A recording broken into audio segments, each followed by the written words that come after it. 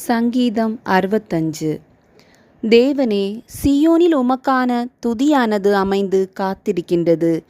பொருத்தனை உமக்கு செலுத்தப்படும். ஜெபத்தை கேட்கிறவரே, மாம்சமான யாவரும் உம்மிடத்தில் வருவார்கள். அக்கிரம விஷயங்கள் என்மேல் மிஞ்சி வல்லமை கொண்டது. தேவரீரோ எங்கள் மீறுதல்களை நிவர்த்தியாக்குகிறீர்.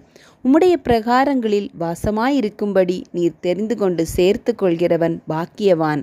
உம்முடைய பரிசுத்த ஆலயமாகிய உமது வீட்டில் நன்மையால் திருப்தியாவோம்.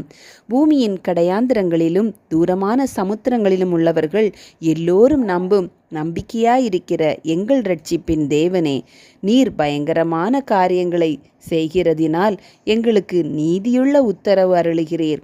வல்லமையை இடைக்கட்டி கொண்டு உம்முடைய பலத்தினால் பர்வதங்களை உறுதிப்படுத்தி சமுத்திரங்களின் மும்முரத்தையும் அவைகளுடைய அலைகளின் இரைச்சலையும் ஜனங்களின் அமளியையும் அமர்த்துகிறீர்.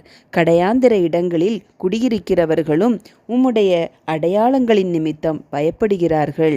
காலையையும் மாலையையும் களிகூர பண்ணுகிறீர். தேவரீர் பூமியை விசாரித்து அதற்கு நீர் பாய்ச்சுகிறீர். தண்ணீர் நிறைந்த தேவ நதியினால் அதை மிகவும் செழிப்பாக்குகிறீர். இப்படி நீர் அதை திருத்தி அவைகளுக்கு தானியத்தை விளைவிக்கிறீர். அதன் வரப்புகள் தணியத்தக்கதாய் அதன் படைச்சால்களுக்கு தண்ணீர் இறைத்து அதை மழைகளால் கரைய பண்ணி அதன் பயிரை ஆசீர்வதிக்கிறீர். வருஷத்தை உம்முடைய நன்மையால் முடிசூட்டுகிறீர்.